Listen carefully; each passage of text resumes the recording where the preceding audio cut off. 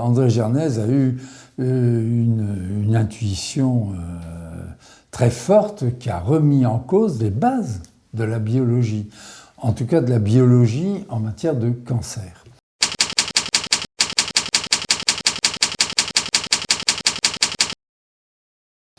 Et sur lequel il travaillait. Il a remis en cause immédiatement ce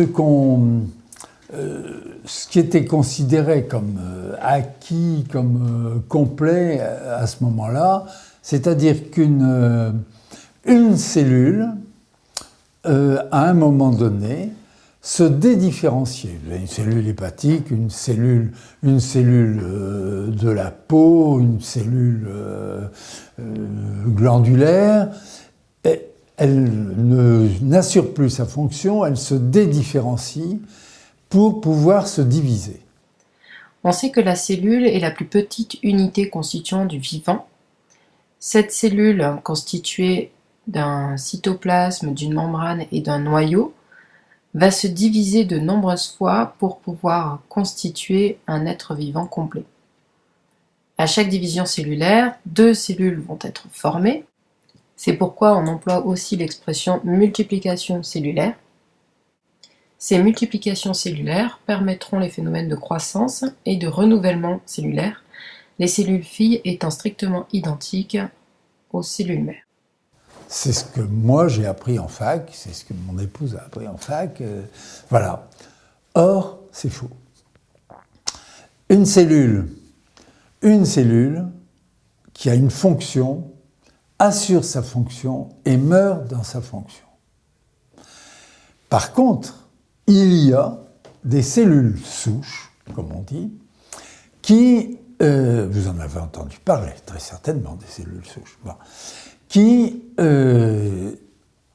à un moment donné, quand il y a nécessité, quand il faut assurer l'homéostasie, c'est-à-dire le remplacement des cellules qui meurent, se divisent en donnant 2 cellules filles, dont l'une deviendra fonctionnelle, assurera sa fonction jusqu'à en mourir, et l'autre restera cellule souche et se divisera.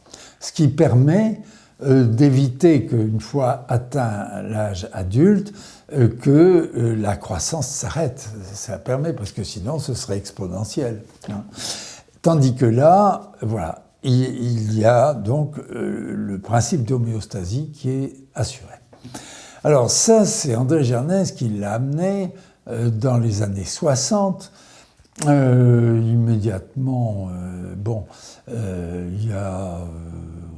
on a sorti 9 ou 10 mois après un certain Fitzgerald, mais c'est quand même André Gernez qui a amené la première notion de ça. Et il a travaillé là-dessus et ça remettait en cause beaucoup de notions en matière de cancer, énormément.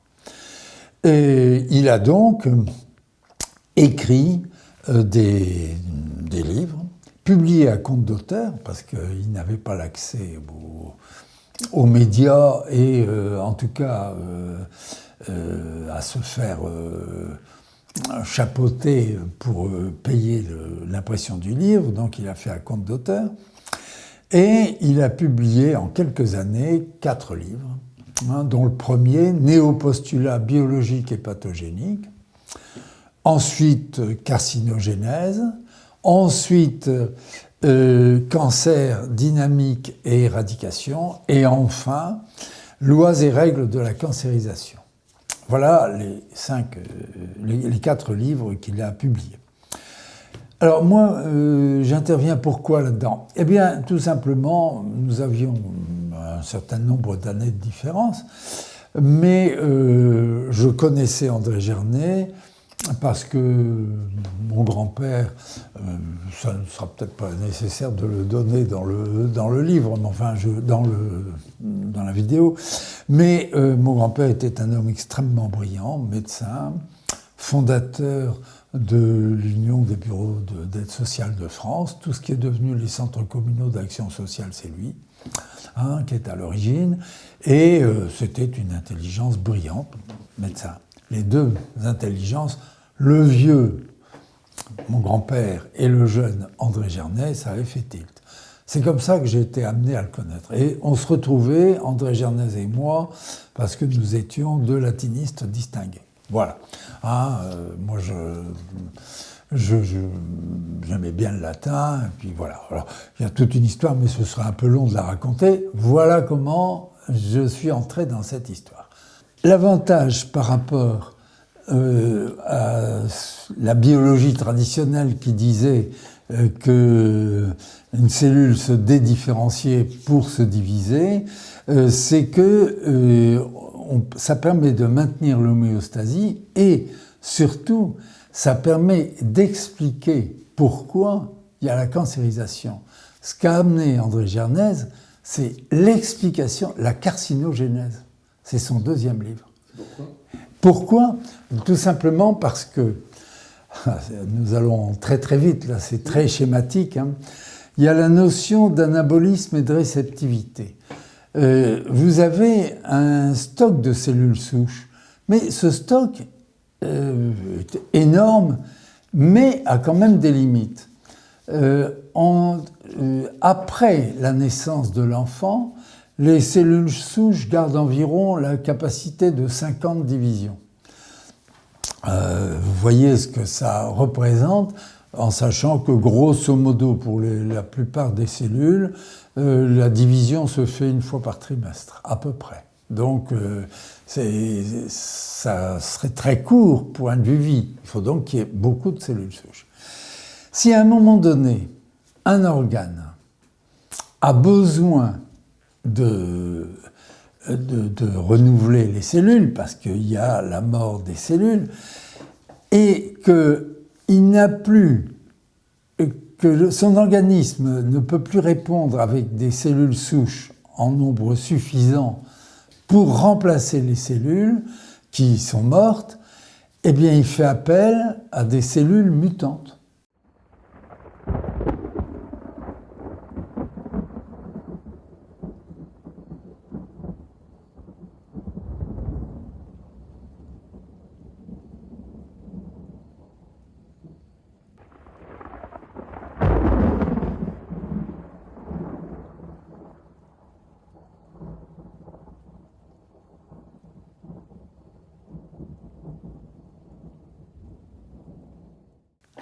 Celles qui justement, sont mauvaises, mutantes.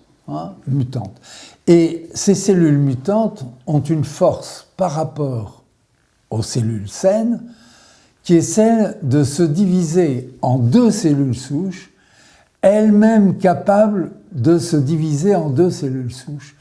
D'un côté, c'est la progression exponentielle, de l'autre, c'est la progression géométrique, ce qui n'est plus du tout pareil.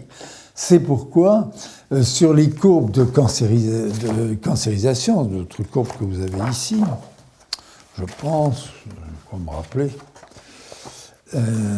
voilà. Vous avez là la courbe, l'évolution de cette courbe. Première année, 2 fois rien. Puis brusquement, ça monte parce qu'on a atteint un volume critique et que ça se divise. Vous voyez cette courbe en cloche de Gauss. Voilà.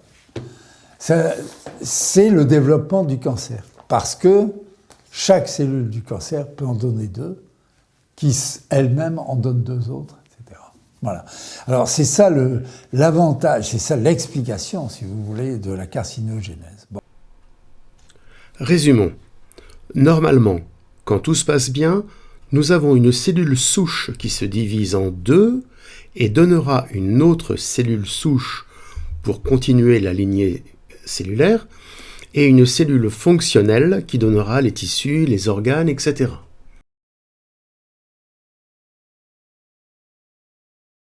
Quand une cellule est infectée par un virus, par exemple, le système immunitaire élimine ces cellules. Mais si pour différentes raisons elles ne sont pas éliminées, elles deviendront mutantes, c'est-à-dire qu'elles acquerront la possibilité de se multiplier anarchiquement sans contrôle et de former des tumeurs. Il y a deux sortes d'infections virales possibles. Une infection au niveau du cytoplasme, c'est-à-dire que le virus rentre dans la cellule au niveau du cytoplasme et va affecter principalement les organes. Ce sera la maladie virale, par exemple, comme un rhume même. Et une autre infection beaucoup plus perverse, le virus va pénétrer dans l'ADN. À ce moment, il peut rester longtemps silencieux, car hors d'atteinte du système immunitaire, puisque faisant partie, entre guillemets, du nouveau patrimoine génétique. Ces cellules devenues mutantes ne seront pas détectées ou détectables par le système immunitaire, car le signal électromagnétique du virus, que l'on peut capter normalement sous forme de biofréquence, sera trop faible ou confondu avec le bruit de fond de l'ADN. On peut affirmer cela car c'est inversement par la thérapie biotique, l'amplification du signal du virus par ultra-haute dilution ciblée qui permettra sa reconnaissance par le système immunitaire et donc son élimination. Des enzymes spécifiques spécialisées, qui sont en réalité des microzymas, pourront intervenir ensuite pour réparer l'ADN, dans le cas où la cellule est conservée.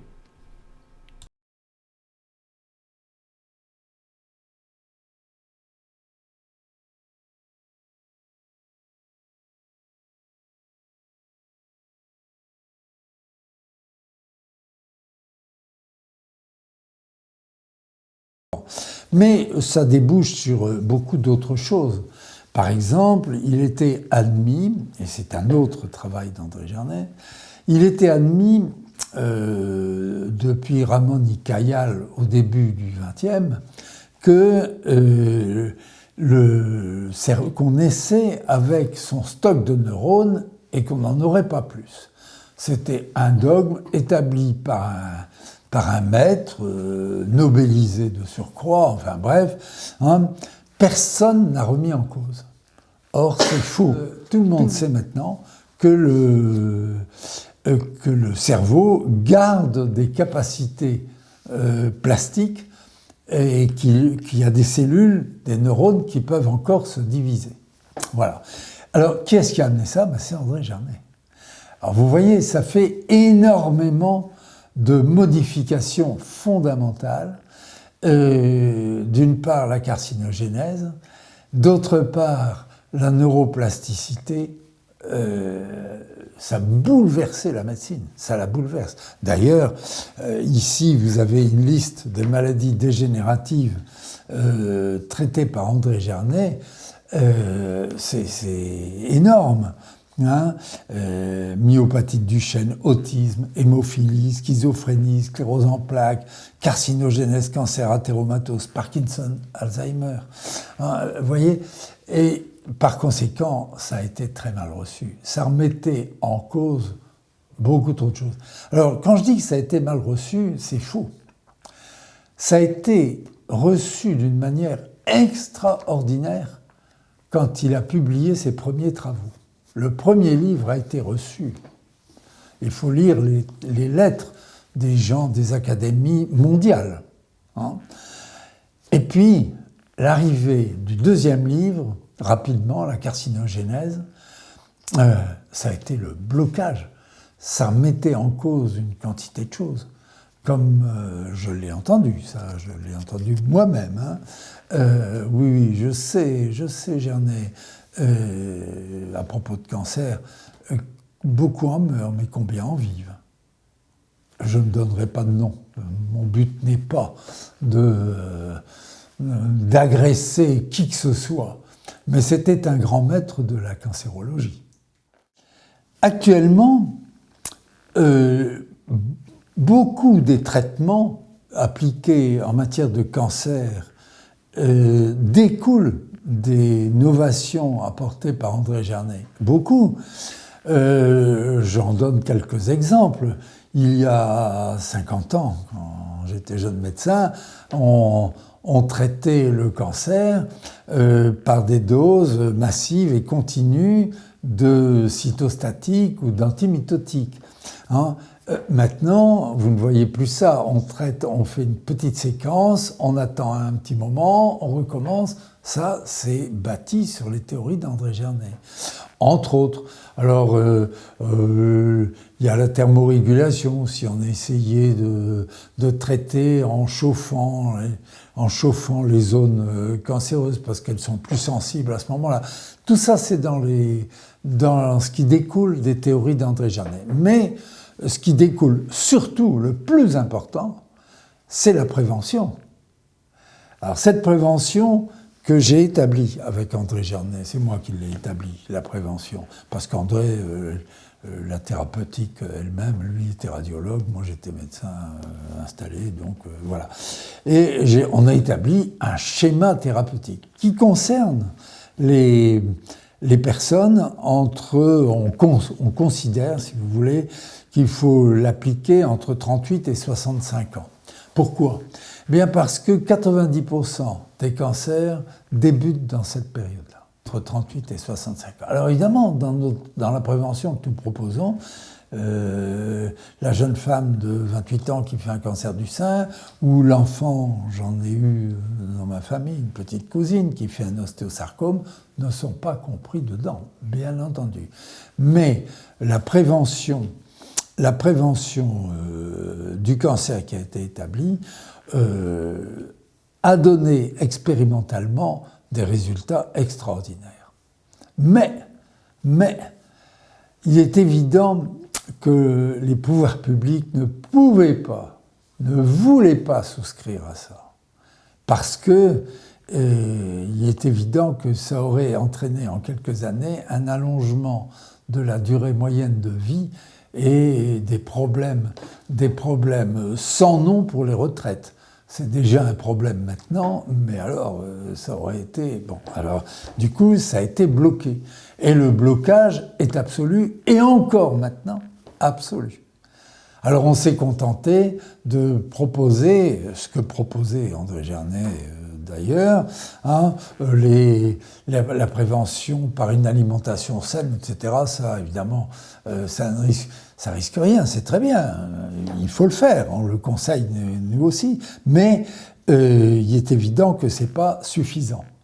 Pour réaliser une véritable prévention du cancer, il faut un schéma thérapeutique que nous avons établi. Si une personne est dans une phase où il y a une forte sollicitation hormonale, des effecteurs hormonaux qui agissent sur les organes qui réagissent aux effecteurs hormonaux, par exemple le sein, les ovaires, bon. Et qui par conséquent active sa fonction et demande des divisions cellulaires importantes. Si le nombre de cellules souches n'est plus capable de suffire, c'est à ce moment-là que l'organisme fait appel à des mutants. Et dans le cadre du cancer du sein, par exemple, il faut très longtemps avant que le cancer du sein émerge. Il faut que cette sollicitation dure longtemps, puisque un cancer du sein, entre la première cellule mutante et le moment où on peut le détecter, il s'écoule en moyenne 8 ans, 3 mois, 8 ans et demi, à peu près. Entre la femme qui se palpe les seins régulièrement et qui ressent une petite boule, cette boule fait un volume d'1 cm3 à peu près. C'est-à-dire qu'elle représente 1 milliard de cellules. Entre la première cellule et 1 milliard de cellules, il s'écoule 8 ans et demi. Pourquoi ? Parce que grosso modo, ça se divise tous les 3 mois. Alors, cellule initiale, une cellule mutante, 3 mois après 2, 6 mois après 4, 8, 16, etc., et ainsi de suite. Et au bout de 8 ans et quelques, on arrive à 1 milliard de cellules et 1 gramme. Et que s'il n'y a aucun traitement, en moyenne, encore une fois, on va toujours trouver des cas exceptionnels, mais en moyenne, dans les 3 ans qui suivent, c'est le décès si on ne fait rien. Parce qu'on est passé de 1 milliard de cellules à 1000 milliards en 3 ans. Il a fallu 8 ans pour arriver à 1 cm3, hein, et il faut 3 ans pour arriver à 1 kg. 1000 milliards de cellules. Pourquoi des personnes jeunes disposent-elles pas de cellules souches suffisantes? D'une part, parce qu'il peut y avoir une forte sollicitation et que même s'il y a des cellules souches, elles n'arrivent pas à suffire. Et je vais reprendre un exemple que je donnais. Moi, je suis de la génération qui a connu ce qu'on appelait la guerre d'Algérie. Et dans les postes que j'avais, il y avait des petits gars qui avaient fait la polio. Ils étaient incorporés quand même, et ils étaient autorisés, évidemment ils étaient exempts de marche, mais ils étaient autorisés à monter la garde assis. Il est évident que dans le combat, ils n'auraient pas été bons. Ils boitaient, ils avaient... Bon. Mais on avait besoin d'eux, on les avait repris. Bien, l'organisme fait pareil. Il reprend une cellule mutante qui, dans la compétition avec une cellule saine, est défavorisée. Mais si on a besoin de lui, eh bien, on ne l'élimine pas.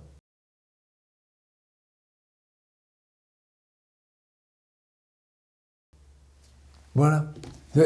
C'est un schéma très très simple. Alors, pourquoi les jeunes Eh bien parce qu'il y a une sollicitation fonctionnelle, parce qu'il peut y avoir eu destruction de cellules souches avant, pour 36 raisons, des maladies, que sais-je. Bon, il y a beaucoup de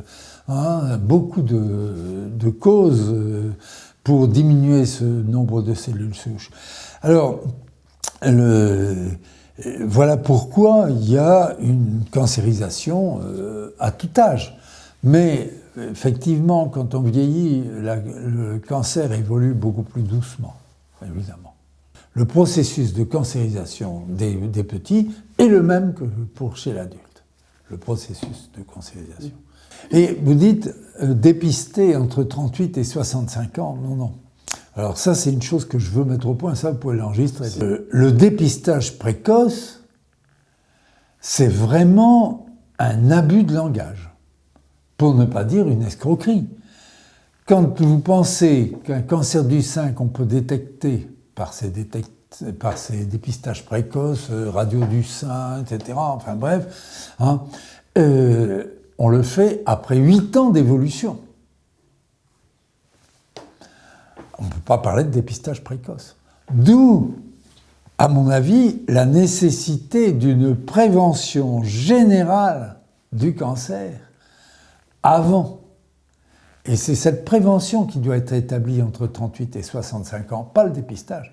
Alors, est-ce que je suis contre le dépistage ?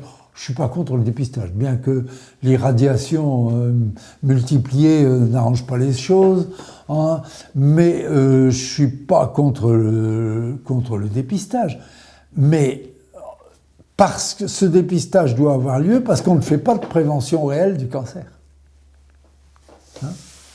Ça, c'est important. Ça. De même que, par exemple, le cancer, je vais revenir là-dessus, cancer du col utérin. On dit, les femmes, il faut se faire des frottis tous les 2 ans, etc. Tenez-vous bien, en Nouvelle-Zélande et en Australie, il y a 15 ou 20 ans, on a fait ça. Alors là, c'est des anglo-saxons, ce sont des germaniques. Hein. Par conséquent, c'est dans l'ordre, c'est carré, tout le monde y est passé. Ils se sont rendus compte qu'ils avaient opéré 3 fois plus de femmes que l'incidence de cancérisation chez les femmes. 3 fois plus. Du coup, alors là, eux décidaient, terminé. Plus de dépistage du cancer du col. Alors on vient maintenant avec un vaccin là, qui pose problème d'ailleurs, un vaccin pour éviter les papillomavirus qui sont responsables, soi-disant responsables, de la cancérisation du col. C'est vrai qu'ils jouent un rôle, très certainement. Mais de là à vacciner les filles avec un vaccin qui, de surcroît, est susceptible d'entraîner des problèmes, je trouve qu'il y a une nuance. Un cancer, est létal, soit par complication, un cancer qui s'en va éroder un gros vaisseau, si le gros vaisseau saute, la personne meurt d'hémorragie interne. Bon.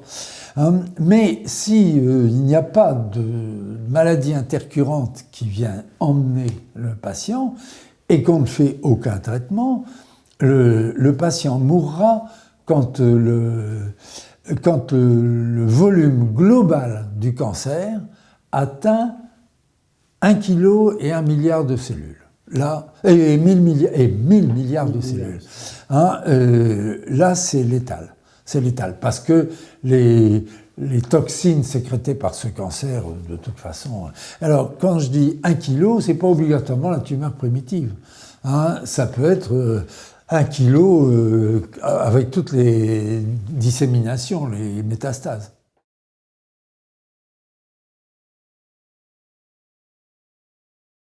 Tout le monde sait que la théromatose, c'est qu'il y a des substances inertes, du cholestérol, de ceci, de cela. Donc le primum movens, c'est le dépôt de substances inertes qui finit par bloquer, par boucher une artère.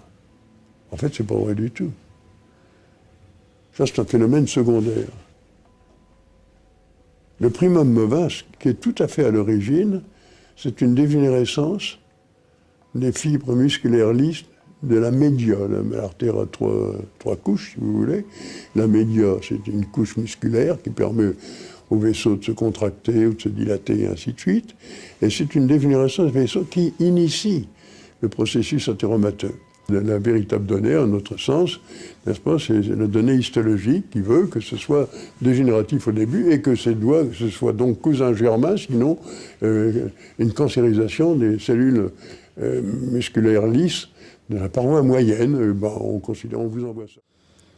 Et j'ai reçu cette lettre, et c'était marqué de sa blanche main, « C'est extraordinaire ». Et alors, tout miliaise qu'il soit, tout introduit dans et ainsi de suite, il n'a pas pu publier comme il voulait. Et son dauphin, qui était le professeur Lagru, qui était parmi les directeurs de la presse médicale française, la revue La Presse médicale, qui est la Bible, si vous voulez, en matière de médecine, eh bien, tout directeur qu'il fut, il n'a pas pu publier dans la presse médicale, non plus dans sa propre revue.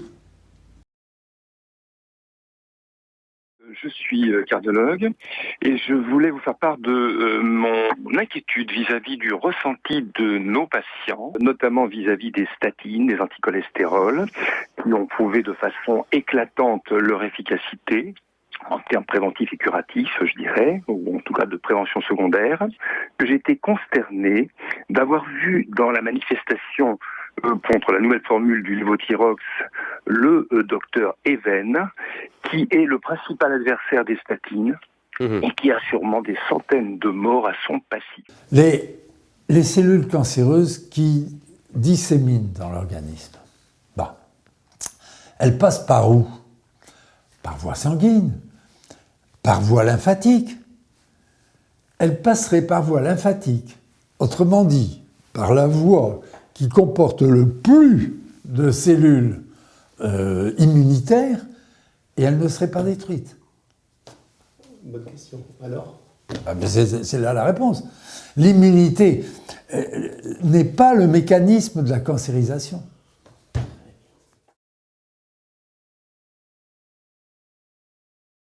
Le problème des cellules souches. C'est André Gernez qui a ramené la notion de cellules souches. Elle existait avant.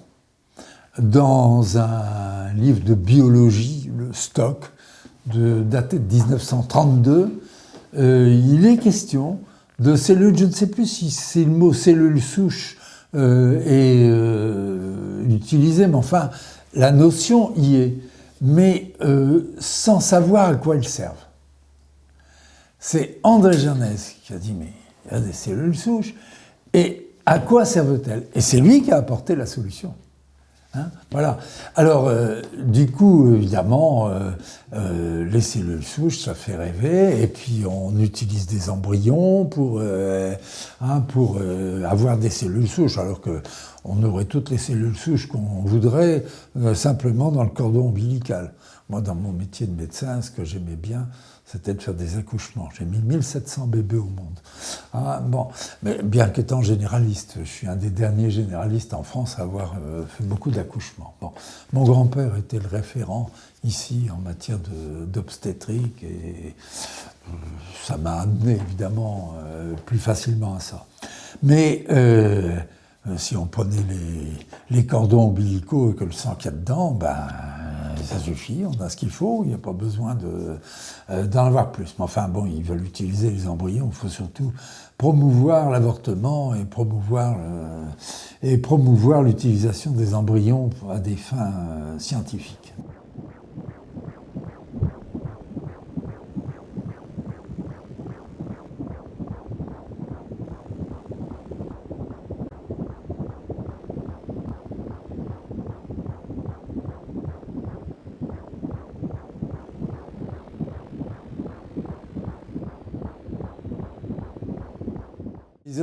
Ils ont par exemple pour les cellules souches injecté au niveau du striatum, au niveau du cerveau pour les gens qui sont parkinsoniens. Et ils ont observé une amélioration, oui, tout à fait réelle, bien entendu, puisque le striatum a perdu un certain nombre de neurones, ce qui crée un déséquilibre qui entraîne le Parkinson. Mais ces cellules souches qu'ils ont injectées, bon, elles s'épuisent aussi. Elles s'épuisent aussi. Et ça recommence de plus belle. La même chose au niveau du cœur. Ils ont injecté, chez des gens qui ont fait des infarctus, ils ont injecté in situ des cellules souches qui se sont différenciées en cellules musculaires cardiaques. Bon, très bien, tant mieux pour la personne. Mais il est évident que ce n'est pas là la cause de l'infarctus et que ce n'est pas en traitant comme ça qu'on va supprimer les infarctus. J'avais entendu dire qu'elle s'épuisait beaucoup plus rapidement que celle d'origine. Oui. Alors, il y a le fameux exemple de Dolly. Hello, Dolly. Oui, c'est moi, Dolly. Je reviens à la maison et c'est si bon. Ah.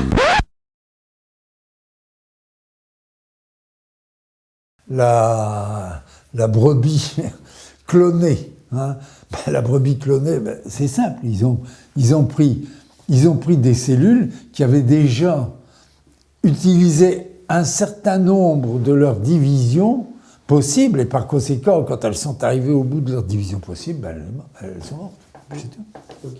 Okay. Pour ce qui est de l'épuisement cellulaire, bon, il est évident que notre mode de vie, notre environnement, les pollutions, la manière dont on mange, les maladies que nous faisons, le vieillissement, tout ça entraîne un certain épuisement cellulaire. Bon, alors, est-ce qu'on peut remplacer les cellules qui s'épuisent? Ben oui, les cellules souches que nous avons, qui sont les nôtres, les remplacent. Elles se divisent, elles refont une cellule fonctionnelle. Mais vient un moment où elles n'ont plus de capacité de division, elles sont arrivées au bout. Et à ce moment-là, eh bien, on arrive au temps de la mort. La peau perd sa souplesse, il y a des rides, et ce qui est vrai pour la peau et qui est visible pour la peau est vrai pour tous les organes. Par conséquent, le vieillissement est inéluctable. Alors, je vais aborder une autre question, l'histoire des télomères. Alors, les télomères, c'est le bout des chromosomes, et on s'est aperçu qu'en vieillissant, ces télomères diminuaient, et on a dans l'idée de les régénérer. Google est d'ailleurs très axé là-dessus. Et ils feront certainement des choses, très certainement. Mais c'est encore un petit peu une illusion, parce que la cellule en question ne redevient pas jeune. On lui donne une prolongation, mais elle ne redevient pas jeune. Et par conséquent, le résultat sera une petite prolongation, mais sans plus.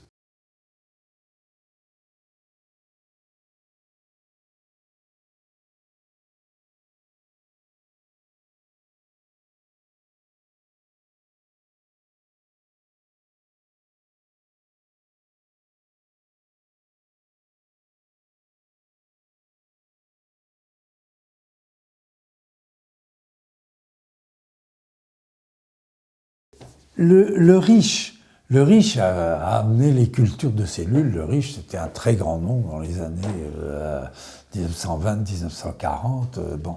Et le riche faisait des cultures de cellules. Elles semblaient immortelles. Oui, mais elles se cancérisaient toutes. Toutes ces cultures se cancérisaient. Pourquoi? Parce que les cellules qu'il avait utilisées au début arrivaient au bout de leur division possible, et à ce moment-là, elles se cancérisent. Hein? Les cellules mutantes sont des cellules donc cancéreuses, hein, ou autres d'ailleurs, mais enfin cellules cancéreuses, qui se divisent en deux cellules filles, mais au lieu d'avoir une cellule fille fonctionnelle et une cellule fille qui se divise, qui reste une cellule souche, elle donne deux cellules capables de se diviser. D'où la progression géométrique pour les cellules normales et la progression exponentielle pour les autres, pour les cellules cancéreuses.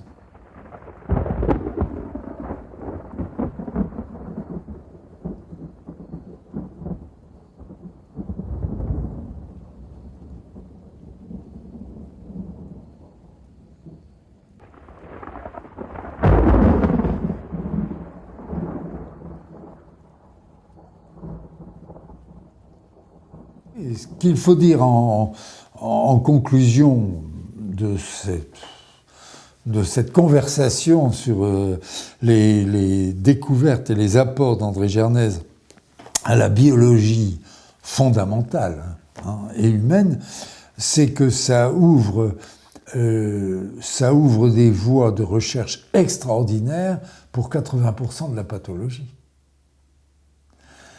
Le Pasteur avait introduit cette notion d'agression extérieure. Grâce lui en soit rendue, c'est très bien. Mais celui avec lequel il s'est beaucoup disputé, qui était Claude Bernard, avait la notion de l'équilibre et de l'homéostasie, etc. Et Pasteur s'en est rendu compte. Quand, à 3 jours de mourir, il a dit « Claude Bernard avait raison, j'ai introduit la médecine dans une voie sans issue. » Ben oui, comment dirais-je, la médecine d'agressivité par l'extérieur n'est pas toute la médecine. Au contraire, ça n'en est qu'une petite partie. Et on a tout tablé sur l'agression. La maladie, c'était l'agression extérieure, parce qu'il y avait les microbes, et qu'à ce moment-là, on était axé sur les microbes. Alors, loin de moi de dénigrer Pasteur. Pasteur a fait de grandes choses. Bon. Mais je crois qu'effectivement, ses successeurs n'ont pas vu que toute la médecine n'est pas bâtie sur l'agressivité extérieure, elle est également bâtie sur l'équilibre intérieur, pas seulement hormonal, l'équilibre intérieur. Et donc, ça ouvre sur des quantités de maladies, etc. Le travail fait par André Gernez est considérable. Je ne vais pas dire que c'était notre détente, c'était pas une détente, parce qu'on a beaucoup travaillé ça à deux. On était croyants tous les deux, religieusement engagés. Bon. Et André a eu l'intuition de ça, donc vous voyez, c'est pas moi. Je le dis. Moi, j'ai été l'avocat du diable. Tous les textes sont passés par moi. Je lui rentrais dans le chou, on a eu des discussions homériques. Bon. Mais les idées sont de lui, et je tiens à le préciser, parce que il faut lui rendre hommage, et moi je ne suis que le G paré des plumes du Pan. Voilà.